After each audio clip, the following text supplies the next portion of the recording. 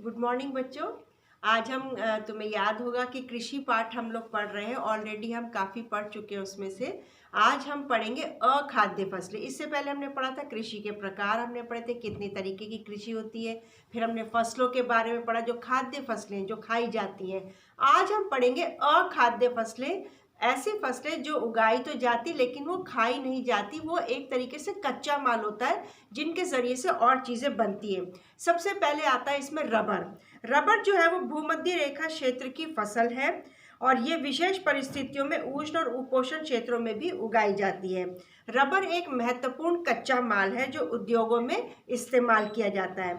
इसे मुख्य रूप से केरल, तमिलनाडु, कर्नाटका, अंडमान निकोबार द्वीप समूह और मेघालय में गारो पहाड़ियों में उगाया जाता है। सन 2012-13 में प्राकृतिक रबर के उत्पादन में भारत का विश्व में चौथा स्थान था। तो रबर के बारे में अभी हमने देखा। फिर हम देखेंगे रेशेदार फसलें। कपास, जूट, सन और प्राकृतिक रेशम भारत में उगाई जाने वाली 4 प्रकार की मुख्य रेशेदार फसलें हैं। इनमें से पहली 3 मिट्टी में उगाई जाती हैं, यानी कपास, जूट और सन।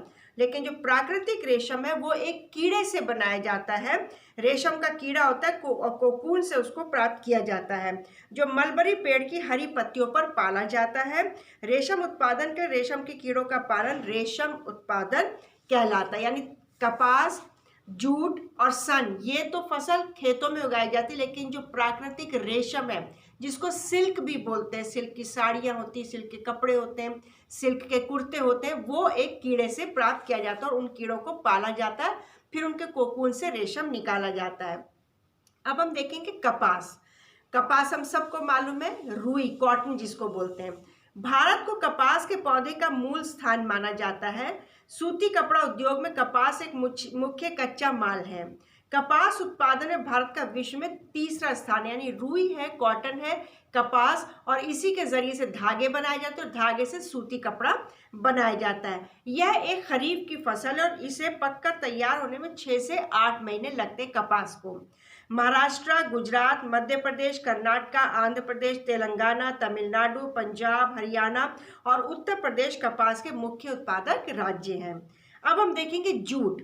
जूट को सुनहरा रेशा भी कहा जाता है।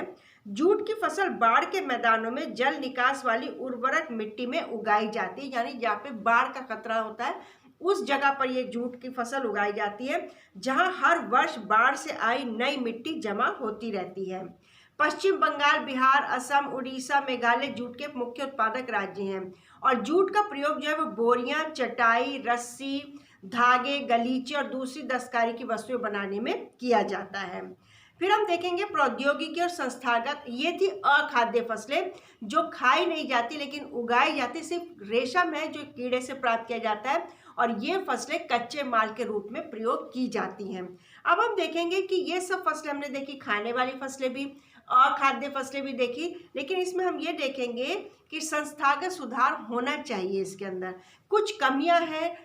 कई सालों से हमें मालूम है भारत एक कृषि प्रधान देश है, लेकिन कई सालों से इसमें कुछ कमियां पाई जा रही, जो इसमें वृद्धि नहीं हो पा रही है।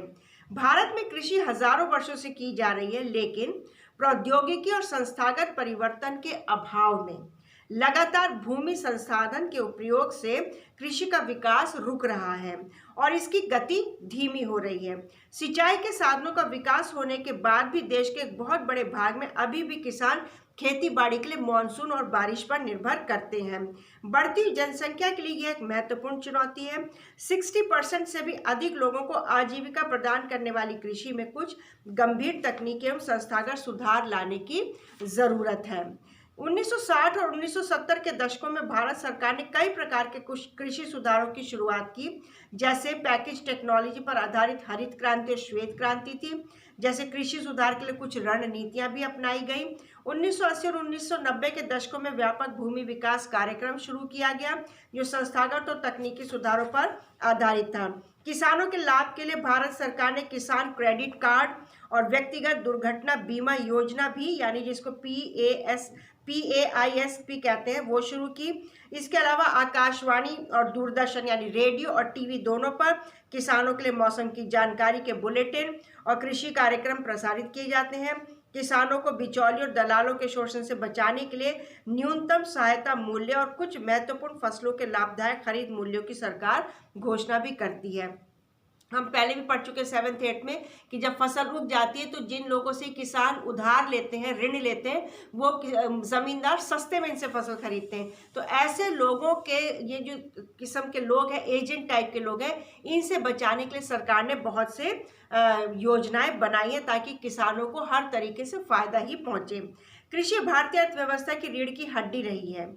सकल घरेलू उत्पाद में कृषि के योगदान का अनुपात 1951 से लगातार घटने के बाद भी 2010-11 में देश की लगभग 52% जनसंख्या के लिए रोजगार और आजीविका का साधन है।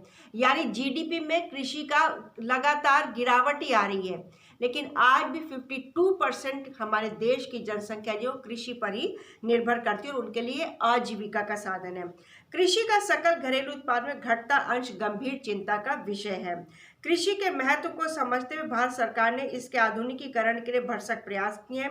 भारतीय कृषि में सुधार के लिए भारतीय कृषि अनुसंधान परिषद व कृषि विश्वविद्यालयों की स्थापना, पशु चिकित्सा सेवाएं, पशु प्रजनन केंद्र की स्थापना, बागवानी विकास, मौसम विज्ञान, मौसम के पूर्वानुमान के क्षेत्र में अनुसंधान और विकास को वरीयता दी गई। यानी बहुत से कारण है कि कृषि क्यों गिर रही है, और लेकिन सरकार जो है इसको बढ़ाने में, इसको आगे तरक्की करने में बहुत योगदान दे रही है। जैसे आजकल तो एग्रीकल्चर यूनिवर्सिटीज़ खुल चुकी हैं, तो सरकार ऐसी यूनिवर्सिटी खोली ताकि लोग उसमें पढ़ कर के आए, एक तरीके से इंजीनियर्स होते हैं, उसमें करते हैं और फिर अपने गांव में खेतों में आकर काम करते हैं, और जिससे फसल ज़्यादा बढ़ सके।